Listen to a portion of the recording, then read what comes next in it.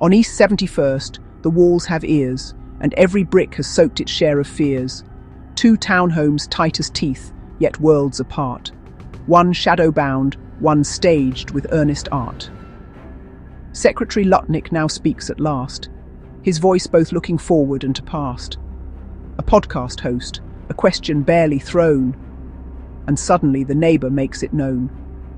He saw the room. He heard the prince's name. He tells the tale, but sidesteps all the blame. And as he speaks, the myth begins to crawl. Not through the house, but through the listening hall. I stood beside the fire, but felt no flame. My wife was there, and she can say the same. Disgust became the robe that made me clean, while nearness carved my name into the scene. He casts himself both near enough to know, yet far enough the taint won't leave a glow. His wife was there. She heard and saw the room, and left untouched, immune to shadow's gloom. But if he felt such horror in his gut, why not report, expose, or speak, or what? Disgust and distance form a perfect mask, just close enough to speak, not close to ask. He said the man was greatest blackmailer, a heavy claim from such a brief detailer. One line, one room, one twitch beneath the skin, and suddenly he knew the whole machine within.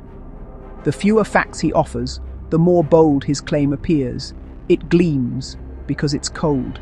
Ambiguity gives power to the pitch. The myth can grow because the facts don't hitch. He skips the chain of proof, just plants belief. A magician who won't show the handkerchief. With no receipts, he swaps the real for law, and what he thinks he saw becomes the core. In 25, a podcast caught the spark. A memory returns from years gone dark. He'd never told the press, the law, a friend, until the hour when narratives must bend. He speaks when speaking guards his reputation, with echoes tuned for self-exoneration. If truths emerge, he's said it all before, a pre-defense dressed up as moral war. So why the silence when the stakes were high? Why now beneath a self-protecting sky? Late truth may sound like virtue to the crowd, but truth delayed is often lies aloud. He speaks of cameras hidden in the wall, of angles captured just beyond recall.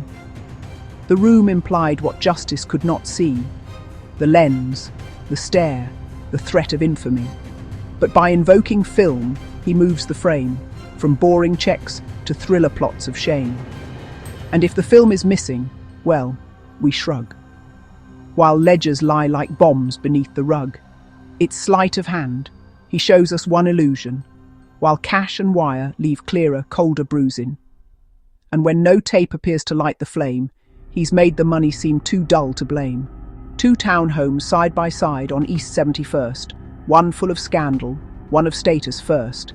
The wall between them now becomes a text, inscribed with silence, myths, and what comes next.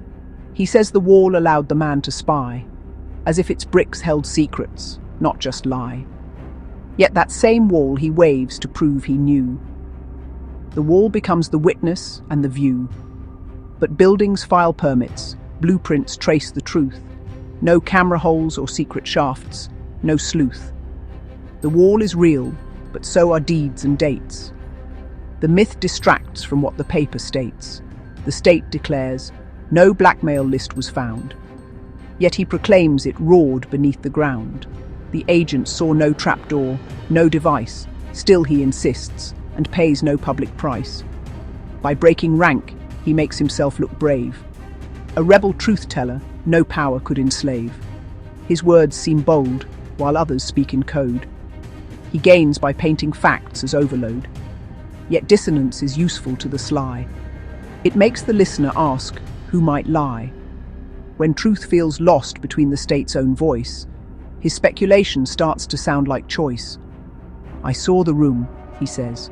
I felt the dread, as if to cleanse what future hands might spread. Confession sweetened just enough to sting, a mirror trick to hide another thing.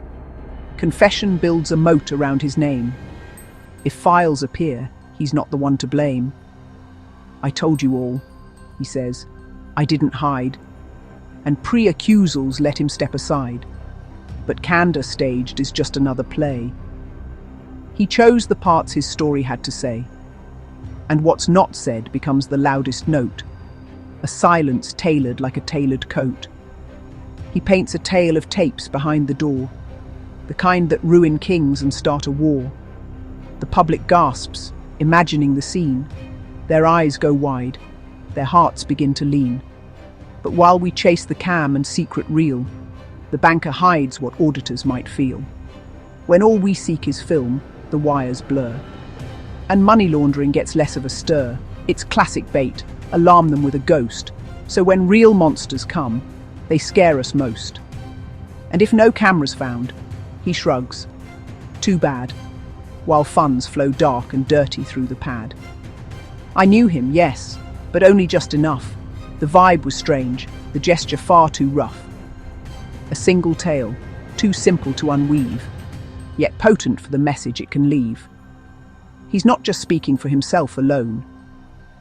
His words imply a warning in their tone. It tells the others, speak your piece today, before the record shows another way. What sounds like truth is really just a drill, a pre-reckoning shaped by practiced will. And when the tapes or transfers meet the sun, each one can say, I said it, I'm not one.